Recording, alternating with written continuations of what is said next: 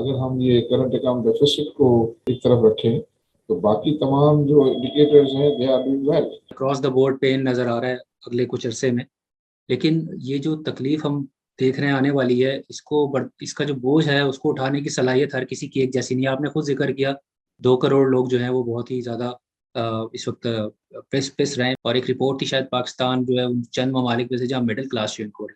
तो क्या जो हमारा सनतकार तबका है वो चाहे इम्पोर्ट ओरिएंटेड हो एक्सपोर्ट ओरिएंटेड हो, वो भी कुछ अपना हिस्सा डालेगा इस बोझ को उठाने में? मतलब अगर कोई हुकूमत कोई एग्जाम्पशंस जो दी हुई थी टैक्सेस पे वो वापस लेती हैं, या कोई नए टैक्स लगाती हैं इनकम के ऊपर, कुछ सुपर टैक्स टाइप चीज, तो क्या सनतकार तबका इस वक्त जो हालात है मुल्क के, वो भी तैयार है कुछ थोड़ा बहुत इसका बोझ उठाने के लिए? नजर आ रहा है इंडस्ट्रीज ने अच्छे प्रॉफिट बनाए, लेकिन उस पर तनकीद आती है कि प्रोटेक्शन लेते हैं, सब्सिडीज लेते हैं, कार्टल्स बना लेते हैं, कंज्यूमर का डिसएडवांटेज है, compete नहीं करते, इनोवेट नहीं करते, और किसी हद तक जिम्मेदार हैं जो भी प्रॉब्लम्स हमारे इकोनॉमिक ग्रोथ मॉडल में उसके लिए। अस्सलाम वालेकुम, मैं हूं फारूक बलूच और आप देख रहे हैं मेरा यूट्यूब चैनल। जो लोग पहले से मुझे जानते हैं उनको पता होगा मैं सिटी यूनिवर्सिटी ऑफ लंदन से मास्टर्स कर रहा हूँ। मेरा जो फाइनल प्रोजेक्ट है वो मैंने पाकिस्तान का बैरूनी कर्जा रखा हुआ, यानी हमारा एक्सटर्नल डेट और जो उससे लिंक एक हमारा डिफॉल्ट प्रॉब्लम है, हर 4-5 साल बाद में हमें डिफॉल्ट होने लगता है तो हम जो है आईएमएफ के पास जा रहे होते हैं हेल्प लेने के लिए। इस हवाले से मैं एक economist, think tanks, market analyst वगैरह के इंटरव्यूज कर रहा हूँ। आज मैंने सोचा किसी बड़े इंडस्ट्रियलिस्ट का इंटरव्यू करना चाहिए और उनका भी व्यू पॉइंट लेते हैं इस पर, क्योंकि एक मेजर स्टेक होल्डर है हमारी जो इंडस्ट्री है। और अगर इंडस्ट्री चलती है, सनत चलती है, तो मईशत तरक्की करती है, नौकरियां पैदा होती हैं और लंबे अरसे में खुशहाली आती है, प्रोस्पेरिटी आती है। ऑन द फ्लिप साइड सनतकारों पर तनकीद भी होती है कि कार्टलाइजेशन करते हैं, सब्सिडीज लेते हैं, टैक्सेस लेते हैं, अपने बिजनेस इंटरेस्ट को प्रोटेक्ट करते हैं, ग्रो करते हैं, लेकिन इनकी कुछ इन्हीं प्रैक्टिसेस की वजह से जो हमारा इकोनॉमिक मॉडल है वो बेसिकली फ्लॉड है, उसमें खराबियां हैं और किसी हद तक ये भी जिम्मेदार हैं इसके लिए। तो इस पे आज हम आरिफ हबीब साहब से बात करेंगे, पाकिस्तान के बड़े मशहूर इंडस्ट्रियलिस्ट हैं, लोग जानते ही होंगे, उनको तारुफ की जरूरत नहीं है, बट ब्रीफली थोड़ा सा बता दूं कि आरिफ हबीब ग्रुप जो है उसके चेयरमैन है और इनके बिजनेसेस हैं फर्टिलाइजर सेक्टर में, एनर्जी में, फाइनेंशियल सर्विसेज में, सीमेंट, स्टील वगैरह। आई थिंक कोई बिजनेस का एरिया नहीं होगा शायद जिसमें इनका बिजनेस ना हो। और इनकी अहमियत का अंदाजा इससे भी लगाया जा सकता है कि जो पिछली हुकूमत थी उसमें जो इकोनॉमिक एडवाइजरी काउंसिल थी उसके भी मेंबर थे, और इस हुकूमत में भी, और 3 ही लोग हैं जिनको इस हुकूमत की इकोनॉमिक एडवाइजरी काउंसिल में रिटेन किया गया, उनमें से एक आरिफ हबीब साहब है। तो मुझे ज्वाइन करने वाले उनसे बात करते हैं। अच्छा, साहब इससे करते हैं कि सर आप उन 3 लोगों में से जिनको पिछली हुकूमत में भी एडवाइजरी इकोनॉमिक एडवाइजरी काउंसिल में रखा गया था और इसमें भी रखा गया है, तो मुझे ये बताएं कि पिछली हुकूमत को आपने ये रिस्क आइडेंटिफाई किए थे कि जो हमारा एक्सटर्नल इम्बैलेंस है उसकी वजह से प्रॉब्लम्स हो सकती हैं, और कितने ऐसे थे जो कि अनप्रेडिक्टेबल थे और हो गए, हमें अंदाजा नहीं था, और क्या आपकी जो एडवाइस थी उनको सुना गया, उस पर अमल दरामद किया गया? मोस्टली चीज तो अमल जो है वो गया था कि सिंस देन कमोडिटी प्राइसेस बहुत बढ़ गई, इंटरनेशनल प्राइसेस। करेक्टिव मेजर्स ही लेते हैं कि ड्यूटीज वगैरह को बढ़ा दे, कुछ को जो है वो रिस्ट्रिक्ट करना है तो वो करते, ताकि ये जो करंट अकाउंट डेफिसिट एक लिमिट से ज़्यादा जो है वो ना होने पाए। तो उसकी वजह से जो है रुपये पे भी प्रेशर आ गया, और रुपये पे प्रेशर आ गया तो फिर इन्फ्लेशन जो है वो इंटरनेशनल प्राइसेस की वजह से, प्रेशर की वजह से भी काफ़ी बढ़ गया। जब वो बढ़ गया तो फिर इंटरेस्ट रेट को भी जो है वो बढ़ाना पड़ गया। तो ये आई थिंक हम ये कह सकते हैं कि वहाँ अगर बेटर मॉनिटरिंग हो सकती थी और बेटर मॉनिटरिंग करके इसके इम्पैक्ट को कम किया जा सकता था। ख़त्म तो नहीं किया जा सकता क्योंकि इतनी इंटरनेशनल प्राइसेस बढ़ गई है, उसको अवॉइड तो आप नहीं कर सकते थे। तो वो चीज़ें अदरवाइज अगर हम ये करंट अकाउंट डेफिसिट को जो है वो एक तरफ रखें तो बाकी तमाम जो इंडिकेटर्स हैं दे आर डूइंग वेल। अच्छा सर, मुझे बताएं कि अभी जो हुकूमत बनी है इसकी कोई मीटिंग हुई है आप लोगों के साथ? ये मीटिंग हुई है और जो है ऑफलाइन भी डिस्कशन होती रही है, और उसमें जो है वो जो भी उनको व्यूज़ देने थे वो व्यूज़ हमने दे दिए हैं। एंड वो भी इस चीज़ को अंडरस्टैंड करते हैं, टेक्निकली सब चीज़ों को अंडरस्टैंड करते हैं कि क्या इस वक्त रिक्वायरमेंट है। कोई निशानदही करना चाहेंगे, अगर पब्लिकली बता सकें कि क्या ऐसी आपने तजावीज़ पेश की हैं उनको जिससे कोई बेहतरी आ सकती देखिए, सबसे इम्पोर्टेंट चीज तो ये था कि IMF के साथ प्रोग्राम जो है वो रिज्यूम हो। और IMF के साथ प्रोग्राम रिज्यूम होता है तो सिर्फ ये 1 बिलियन या 3 बिलियन की बात नहीं है, वो 10-12 बिलियन डॉलर्स की बात है। तो वो दूसरी मल्टीलेटरल एजेंसीज भी जो है वो ये कहती है कि IMF के साथ रिज्यूम होगा प्रोग्राम तो फिर वो अ, हमारे साथ जो है वो डील करेंगे। फ्रेंडली कंट्रीज भी ये कह रही हैं। तो वो IMF प्रोग्राम की रिजम्पशन जो है वो इज वेरी क्रिटिकल। और उस पर ये है कि इनसे कहा गया था कि जो कंडीशनलिटीज हैं, और कंडीशनलिटीज वो हैं कि वो IMF प्रोग्राम हो या IMF प्रोग्राम ना हो, वो इम्पोर्टेंट है। गवर्नमेंट भी सब्सिडी जो है वो अफोर्ड ही नहीं कर सकता, तो उसको आप जो है वो खत्म करें। बट हमारी एक्सपेक्टेशन से बेटर उन्होंने ये डिसीजन लिए हैं गवर्नमेंट ने कि सब्सिडी जो है वो काफ़ी बड़ी विड्रॉ कर दी है, और इलेक्ट्रिसिटी पर भी कर दी है, और अब गैस को भी जो है वो कर रहे हैं। मुझे लग रहा है कि गैस पर भी इसी किस्म का कोई डेयरिंग डिसीजन जो है वो आ जाना चाहिए, और फिर बजट में जो एडिशनल रिसोर्सेज रेज करने हैं उसके लिए भी जो मेजर्स लेने हैं, वो मेजर्स जो है वो आई थिंक उनकी इंटेंशन नजर आती है। ठीक है सर, लेकिन ऑब्वियसली इसकी एक कॉस्ट भी होगी। जो आप खास तौर पे जो कारोबारी तबका है, सनतकार है, उनकी जो कॉस्ट ऑफ बिजनेस है वो बढ़ जाएगी। तो ये सारे जो मेजर्स लिए जाएंगे, ऑब्वियसली आपने खुद कहा ज़रूरी भी है, लेकिन इसका बेसिकली फ्लिप साइड पे चैलेंजेस क्या होंगे इंडस्ट्रियलिस्ट के लिए? और सबसे अहम क्वेश्चन ये कि क्या ले ऑफ्स होंगे, बेरोजगारी बढ़ेगी जो ये पेनफुल मेजर्स लिए जाएंगे, और कॉस्ट ऑफ बिजनेस बढ़ेगी उसकी वजह से? आई थिंक इसमें इसकी वजह से डेफिनेटली स्लो डाउन तो आएगा, लेकिन स्लो डाउन अगर 1-1.5% का है, 6 से वो अगर 4.5-5% आ जाती है, जो 5% का उन्होंने टारगेट किया है, तो I think that is affordable, that is affordable. और उसमें स्टेबलाइजेशन के लिए अगर ये कॉस्ट देनी पड़ती है तो इतनी कॉस्ट देना बनती है। बिजनेसेस का इस वक्त ये है पाकिस्तान के हालात के, businesses are okay, they have made money, but government finances are very weak. तो जरूरत इस बात की है कि गवर्नमेंट के फाइनेंसेस को जो है स्ट्रेंथन किया जाए, और इसके लिए आई थिंक ये सारे मेजर्स हैं जिससे गवर्नमेंट के फाइनेंसेस स्टेबलाइज होंगे। कम से कम उनकी ब्लीडिंग जो है वो कम होनी हो जाएगी या खत्म हो जाएगी। उससे ओवरऑल सेंटिमेंट अबाउट पाकिस्तान जो है वो रिवाइव होगा। इस वक्त जो है वो बिजनेसेस से बात करते हैं, तमाम लोगों से कहते हैं यार बिजनेसेस तो अच्छे हैं, लेकिन आगे नजर नहीं आता। तो उनको वो कंसर्न है, और आगे अच्छा नजर क्यों नहीं आता, वो यही है कि हमारा कोई खुदा खासा कोई इंटरनेशनल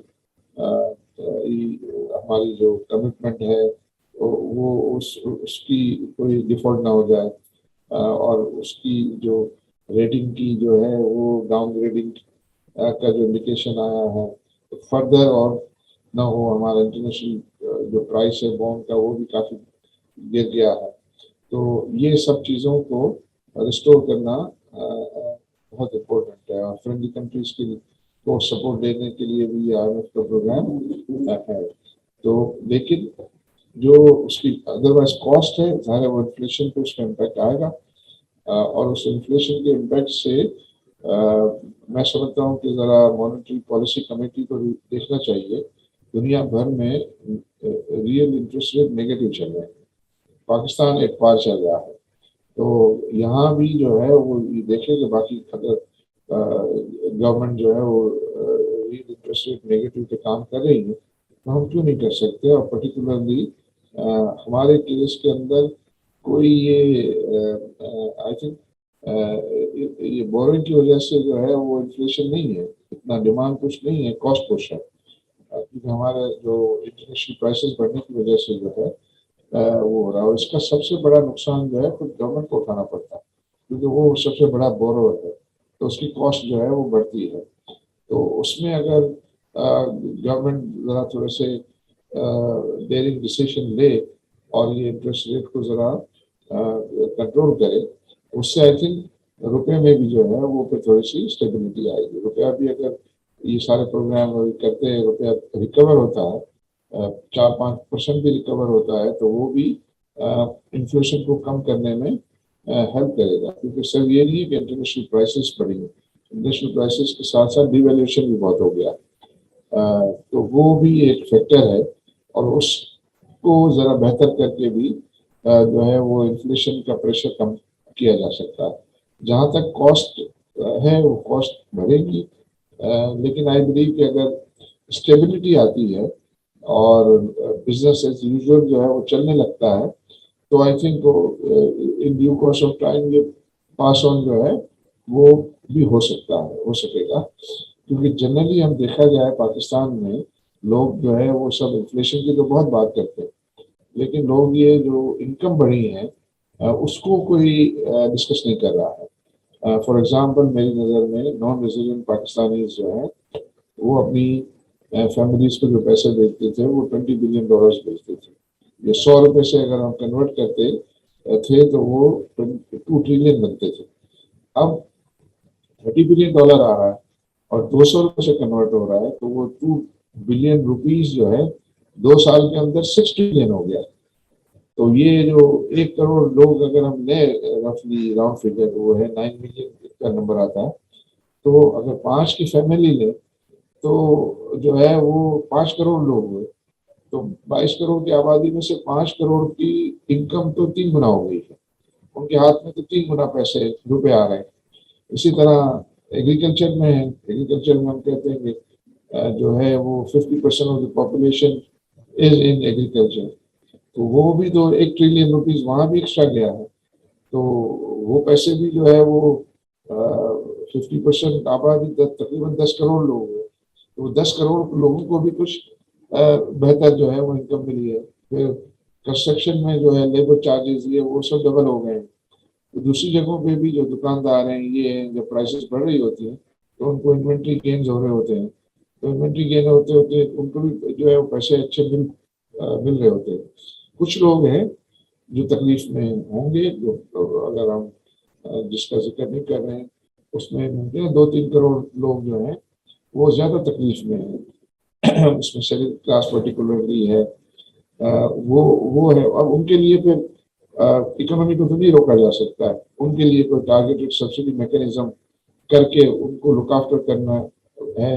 अगर वो उनको बचाने के लिए अपनी आपके फाइनेंसिस का जो है वो आप बिल्कुल ही सत्यानाश कर देंगे, तो वो तो आई थिंक जो है वो किसी सूरत में भी एडवाइजेबल नहीं है। एक तनकीद होती है हमारे जो जो सनतकार तबका है, मैं किसी एक पर्टिकुलर कंपनी की बात नहीं कर रहा, जनरली बात कर रहा हूँ, और आपको एक नुमाइंदे के तौर पे ट्रीट करके। तो मुझे बताएं कि ये सारे अखबारों में लिखा गया है और एक्सपर्ट भी बात करते हैं, सीसीपी की भी कुछ रिपोर्ट्स आई हैं कि जो हमारा सनतकार तबका है, और अभी आपने जिक्र किया कि उन्होंने पैसे बनाए, नज़र आ रहा है इंडस्ट्रीज़ ने अच्छे प्रॉफिट बनाए, लेकिन उस पर तनकीद आती है कि प्रोटेक्शन लेते हैं, सब्सिडीज़ लेते हैं, कार्टल्स बना लेते हैं, कंज्यूमर का डिसएडवांटेज है, कम्पीट नहीं करते, इनोवेट नहीं करते, और किसी हद तक जिम्मेदार हैं जो भी प्रॉब्लम्स हमारे इकोनॉमिक ग्रोथ मॉडल में उसके लिए। और ऑब्वियसली इससे तो कोई इनकार नहीं करता कि इंडस्ट्री चलती है, सनत चलती है तो मईशत तरक्की करती है, जॉब्स क्रिएट होती हैं, लेकिन एट द सेम टाइम हमारी जो सनत है उसके बारे में ये तनकीद की जाती है कि इतनी कंपेटिटिव नहीं है, इनोवेटिव नहीं है, प्रोटेक्शन सीकिंग है।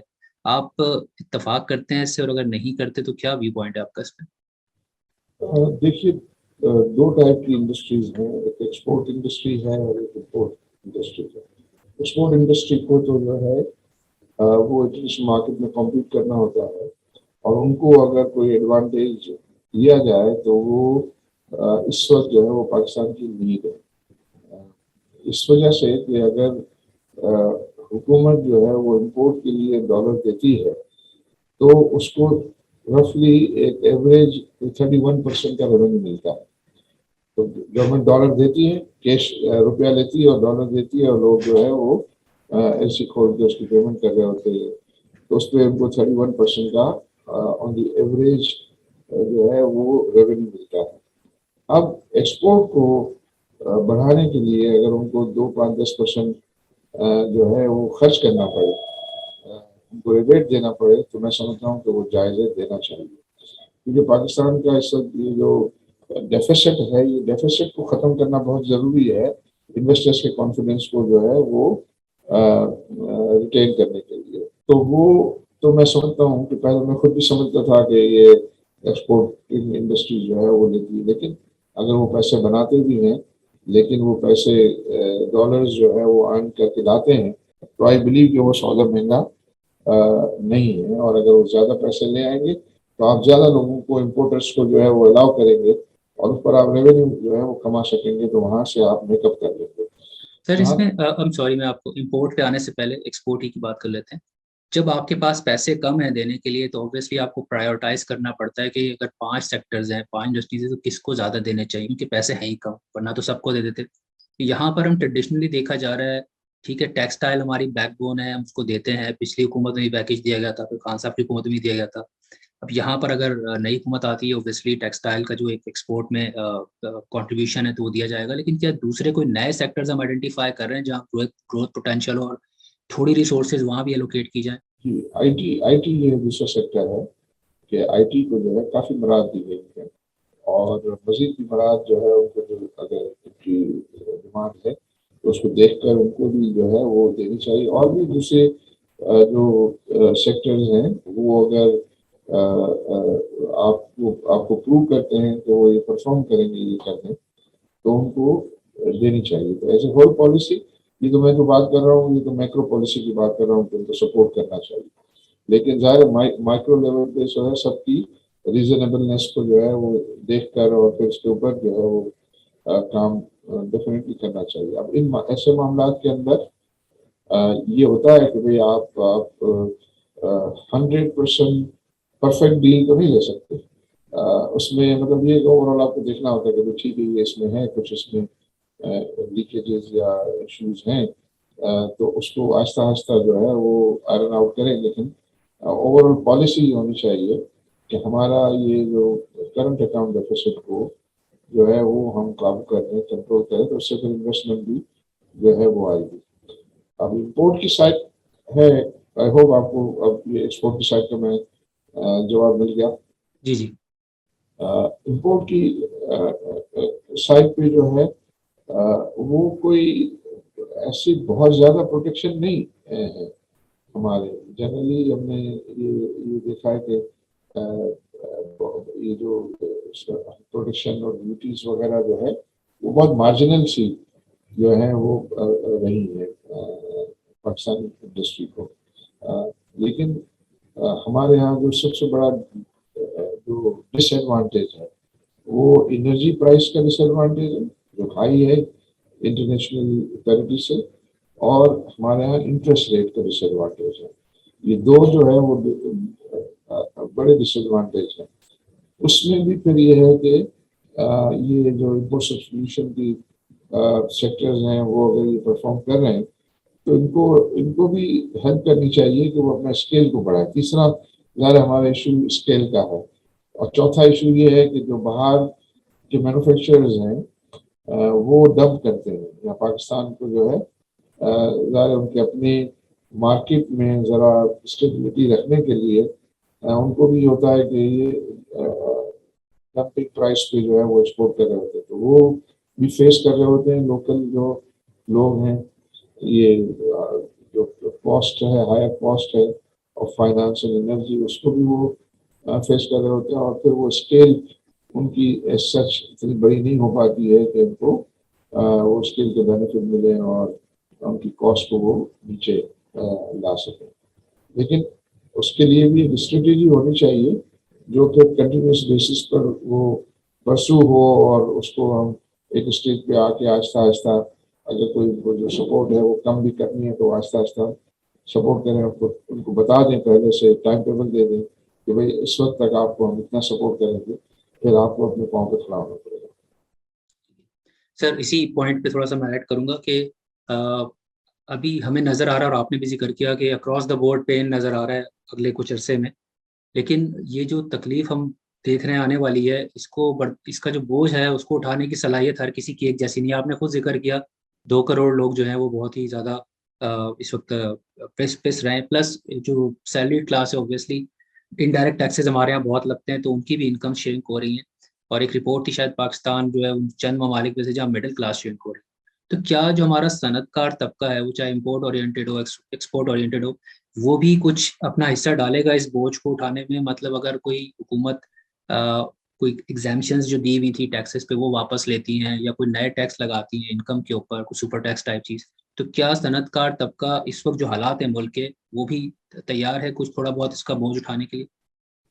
तो जी है, ऐसे मुझे तो लग रहा है कि ये पोस्ट कोविड जो मामला हुए तो उसमें भी बिजनेसेस ने जो है वो सपोर्ट किया है in terms of increments and in terms of bonuses, और उसके बाद जो ये इन्फ्लेशन, हाई इन्फ्लेशन, इसमें भी उन्होंने हेल्प किया है कि क्योंकि प्रॉफिट्स वगैरह हुए, हाई बोनसेस भी दिए हैं और इनकी सैलरी इंक्रीमेंट्स भी जो है वो हुए हैं। लेकिन वो इतने हुए हैं कि भाई जितना उनका मतलब ये से आप कह सकते हैं इन्फ्लेशन या खर्चा जो बढ़ गया उसको वो मेकअप कर सके, लेकिन उनकी जो इनकम में इंक्रीमेंटल ग्रोथ होती रहती है लो इन्फ्लेशनरी इन्वायरमेंट के, उसमें वो शायद न कर पाते हो। लेकिन कॉस्ट तो जो है वो काफी हद तक इतना होता है कि कॉस्ट जो है वो इंक्रीमेंटल कॉस्ट वो मीट कर सके। ठीक है सर, आपने इंडस्ट्री ने अपने बजट प्रपोजल सबमिट कर दिए हैं, और क्या एक्सपेक्टेशंस हैं, स्पेशली जो जो छोटा मतलब कारोबारी इंसान है उसके लिए क्या इस वक्त स्टोर में है, क्या एक्सपेक्ट कर रहे हैं आप लोग के, किस तरह का बजट आए? आई थिंक ये साल जो है मैं ये समझता हूँ कि हुकूमत से बहुत ज़्यादा हमें डिमांड नहीं करनी चाहिए। उनसे हमें ये उनको बताना है कि वो अपने फाइनेंसेस को कैसे स्ट्रॉन्ग कर सकते हैं।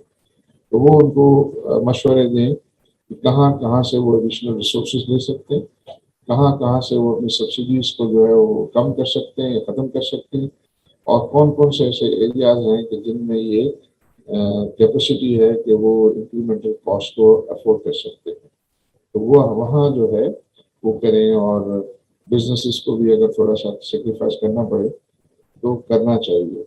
ये जो आप देख रहे हैं स्टॉक मार्केट में इतनी लो वैल्यूएशन हैं, डिस्पाइट उनके प्रॉफिट्स वगैरह बहुत अच्छे हैं, तो वो उसके डर की वजह से है कि आगे जो है मैं अभी कुछ इंडस्ट्रियलिस्ट के साथ था, लंच कर रहा था, बैठा था, उनसे पूछा आपके बिजनेसेस कैसे हैं, डिफरेंट सेक्टर के लोग थे, उन्होंने कहा अच्छे हैं, अभी तो बिल्कुल अच्छे हैं, लेकिन सबका ये कह रहा था कि हम हालात अच्छे नहीं देख रहे आगे। तो हालात अच्छे नहीं देख रहे, उसकी क्या वजह है? एक वजह ये है कि हम हमारा कोई डिफॉल्ट सिचुएशन ना हो जाए, सबसे बड़ी बात तो ये है। दूसरी, अगर ये कोई ऐसी सिचुएशन होगी तो गवर्नमेंट को फिर कोई पैनिक की डिसीजन ना लेना पड़ेगा, कौन पैनिक की डिसीजन लेंगे तो फिर सारे बिजनेसेस को जो है वो हर्ट करेगा। तो मुझे लग रहा है कि ये साल जो है वो मराद लेने का नहीं है, बल्कि गवर्नमेंट को सपोर्ट करने का है कि जिसकी वजह से वो अपने फाइनेंसेस को संभाल ले, ठीक जो है वो कर ले। लेकिन साथ साथ गवर्नमेंट को ये एडवाइस करना है कि किसी जगह पे भी ऐसा कोई एक्शन ना हो कि जिसकी वजह से एक्टिविटी अफेक्ट हो, और एक्टिविटी जो है वो सस्टेन करे, और बल्कि बढ़े एक्टिविटी। एक्टिविटी बढ़ेगी तो फिर ये सारे प्रेशर जो है वो कम होने में जो है वो मददगार साबित होगा। तो कुछ चूंकि इस वक्त ये जरा IMF की तलवार लटक रही है, तो मॉनेटरी पॉलिसी के पास भी अपनी इतनी आज़ादी नहीं है, उनको डिक्टेशन लेने पड़ते हैं। तो वो डिक्टेशन जो है का माहौल जरा एक दफ़ा इससे निकले तो फिर ये और फैसले, क्योंकि मेरी नज़र में ये जो भी डिसीजन मेकर हैं वो स्मार्ट लोग हैं, इंटेलिजेंट लोग हैं, उनको भी सारे इश्यूज का पता होता है, प्रॉब्लम को पता होता है, और पॉसिबल सोल्यूशन का भी पता होता है। लेकिन फॉर सम पॉलिटिकल कंपल्शंस वो फैसले नहीं कर पाते, टाइमली नहीं कर पाते, तो उनको हमें मैं समझता हूँ कि इनकरेज करने की ज़रूरत होती है अगर वो फैसले करें। फॉर एग्जाम्पल अभी उन्होंने ऑयल प्राइसेस बढ़ाई, तो मैं प्राइम मिनिस्टर से बात कर रहा था, तो मैंने कहा भाई मुझे लग रहा है कि आपको वेल है, मैंने कहा वेल है, और आपको जो है अप्रिसिएशन के ज़्यादा मैसेज आए होंगे बनिस्बत आपको क्रिटिसिज्म के। मैं कल था, हमारे कुछ दोस्त बैठे हुए थे, तो मैंने कहा यार अभी पाकिस्तान की ज़रूरत है कि मैं समझता हूँ कि हर शख्स को सोलर अपने घर पे लगाना चाहिए। अगर मैंने कहा कि मैं ऐसे किसी गरीब को पैसे नहीं दूंगा जिसने कि सोलर अपने यहाँ नहीं लगाया। और मैं दूंगा तो उसको सोलर लगाने के लिए दूंगा। मैंने कैसे, तो 24 रुपए वाला यूनिट जो है 8 रुपए का पड़ेगा, 6 रुपए का पड़ेगा।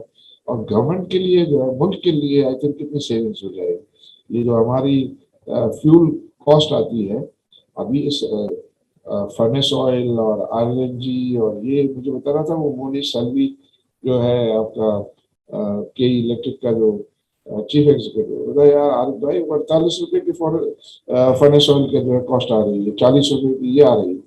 मैंने कहा यार मैं अगर होता तो ये बंद करता, भले उसके अंदर लोड शेडिंग होती, लोड शेडिंग की भी परवाह नहीं, ये कोई है। और हम एज ए नेशन जो है वो हमको बिल्कुल इस्तेमाल, हम यार ये लगाओ, सब पैनल लगाओ और सब जो है ये सोलर एनर्जी आप, अल्लाह ताला फ्री दे रहा है आपको बगैर फ्यूल कॉस्ट के, उसको उसको अवेल करने की कोशिश करें, सब मिलकर करें। किसी एक आदमी का तो नहीं काम है या कोई गवर्नमेंट में से उसी का तो नहीं। मैं तो कल कहने भी वाला हूँ उनको, कल मीटिंग में प्राइम मिनिस्टर के, आप ये कंपल्सरी डालें। मैं अपनी यहाँ और यहाँ कंपनी में भी कहूंगा कि भाई जो जो सोलर नहीं लगाएगा अपने घर पे उसको बोनस नहीं मिलेगा, और उसको अगर चाहिए तो लोन लोन भी दे देंगे कि लोन लग के तू जो है वो लगा ले इसको। और ये करते हैं, हमारे पर कोई प्रेशर जो सब मिलकर करें तो हमारे तो सर, अगर मैं गलत नहीं हूँ तो गवर्नमेंट ड्यूटीज लगा रही है सोलर इक्विपमेंट की इम्पोर्ट पे, उल्टा काम कर रही है। आ गया मेरी टीम में, वो कल मैं जाके उनको जरा कहूंगा ये तो गलत किया, ये मैं ख्याल है ये आउटगोइंग गवर्नमेंट ने फिर ये किया है। और ये इनकमिंग गवर्नमेंट ने तो कुछ सेल्स टैक्स वापस जो है वो विड्रॉ कर किया है। तो इसको ये कहना है इनको, गवर्नमेंट को जो है आप और इंसेंटिव्स दें, और इंसेंटिव्स दें।